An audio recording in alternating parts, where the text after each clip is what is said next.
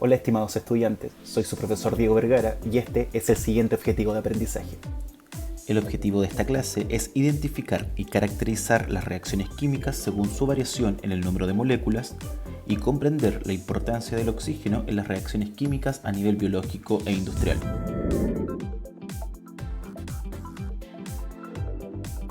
Los químicos han estudiado y clasificado las reacciones químicas para tener una mayor comprensión de ellas y así poder aplicarlas a gran escala en el laboratorio o en la industria. Uno de los criterios para poder clasificar las reacciones químicas es la variación en el número de moléculas que reaccionan y el número de ellas que se produce. Esto se debe a que en el transcurso de una reacción sabemos que los átomos de las sustancias reactantes se reorganizan, lo que produce sustancias distintas que pueden ser más simples o más complejas que las iniciales. Clasificaremos entonces las reacciones químicas según la variación en el número de moléculas.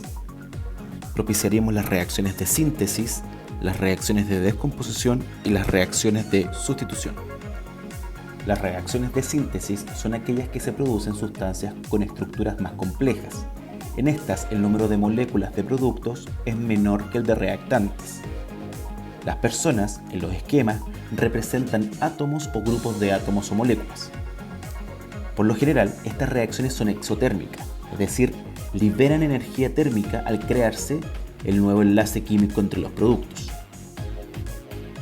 Un ejemplo de una reacción de síntesis es la formación del agua a partir de sus elementos, en donde dos moléculas distintas, el hidrógeno molecular y el oxígeno molecular, forman una molécula más compleja denominada agua.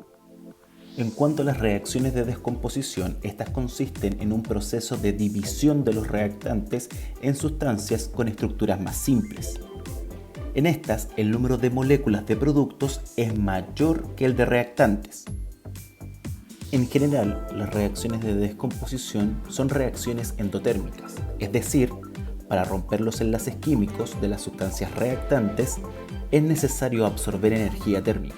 Un ejemplo es la descomposición del carbonato de calcio, el cual se divide para formar dos moléculas más simples, en este caso el óxido de calcio y el dióxido de carbono.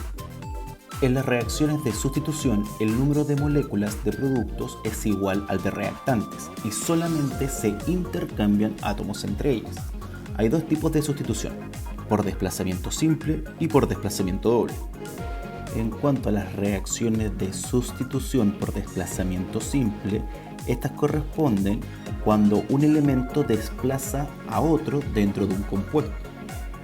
Un ejemplo de este tipo de reacciones es la reacción entre algunos metales y la disolución acuosa de ciertos ácidos. En este ejemplo, el zinc va a desplazar al hidrógeno para unirse al sulfato y así formar el compuesto sulfato de zinc y la producción de hidrógeno molecular. En cuanto a las reacciones de sustitución por desplazamiento doble, son reacciones en las cuales existe un intercambio de elementos en dos o más compuestos. Un ejemplo de este tipo de reacciones son aquellas que se da entre algunas sales y entre hidróxidos y ácidos cuando se encuentran en disolución acuosa. La ecuación química muestra la reacción entre un hidróxido y un ácido, en este caso el hidróxido de sodio y el ácido clorhídrico, en donde se intercambian los átomos para formar la sal, cloruro de sodio y la formación de agua.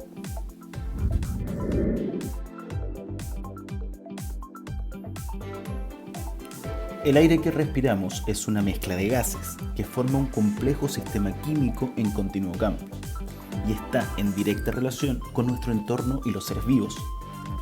Tanto los gases propios del aire como aquellos que se liberan en las diversas actividades humanas tienen la capacidad de reaccionar y producir nuevas sustancias gaseosas.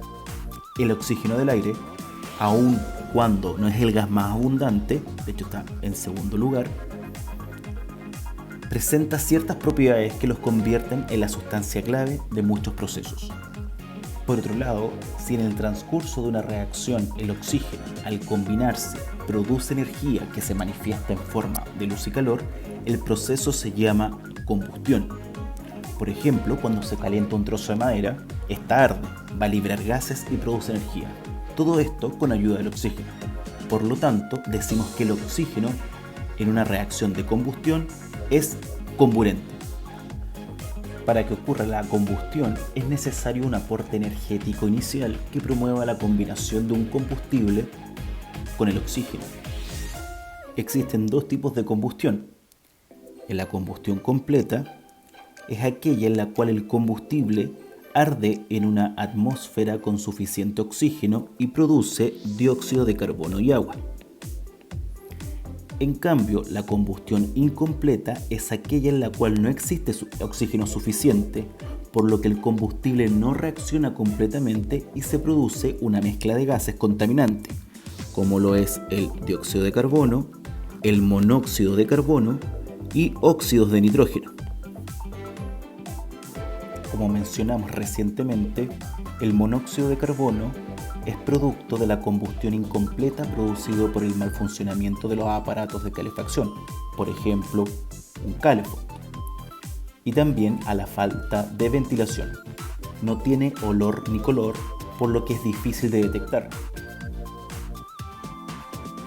La intoxicación con monóxido de carbono induce al sueño y puede ser confundida con un malestar característico de la gripe o la mala digestión al presentar fuertes dolores de cabeza, náuseas y vómitos. En este caso, 2 menores murieron tras inhalar monóxido de carbono en una comuna de Santiago. Toda combinación de una sustancia con oxígeno va a recibir el nombre de oxidación. Pero los químicos llaman a oxidación a los procesos que se desarrollan más lentamente y que debido a la falta de un aumento en la temperatura de la sustancia que se oxida, ésta no arde. Por ejemplo, con los metales cuando quedan a la intemperie o con la putrefacción de la materia orgánica. Si nos vamos a nivel atómico, la oxidación se produce cuando un átomo o ion cede uno o más electrones. Sin embargo, no se puede hablar de oxidación sin que se produzca una reducción, ya que ésta acepta el o los electrones cedidos en el proceso de oxidación. Un ejemplo de estas reacciones es la que ocurre entre los metales al reaccionar con ácidos en una disolución acuosa. Por otro lado, la presencia de oxígeno en nuestra atmósfera también hace posible la vida en la Tierra gracias a las reacciones de fotosíntesis y de respiración celular.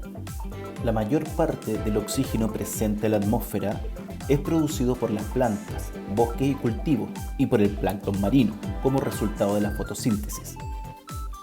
Asimismo, las células de todos los seres vivos necesitan oxígeno para poder realizar todas sus funciones vitales en un proceso llamado respiración celular.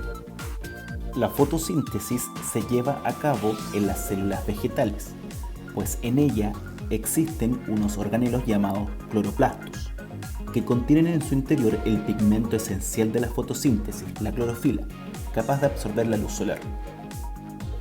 En cuanto a la respiración celular, esta corresponde a una reacción química que ocurre al interior de las células, específicamente en la mitocondria. Esta consiste en la oxidación, combinación con el oxígeno, de moléculas sencillas como la glucosa y aminoácidos, con el fin de obtener de ellos la energía necesaria para vivir. En síntesis, el oxígeno es el gas fundamental que comanda dos procesos esenciales para la vida y nuestro entorno. Eso ha sido todo, estimados estudiantes. Si tienen dudas, escríbanme. Espero que estén muy bien y nos vemos pronto.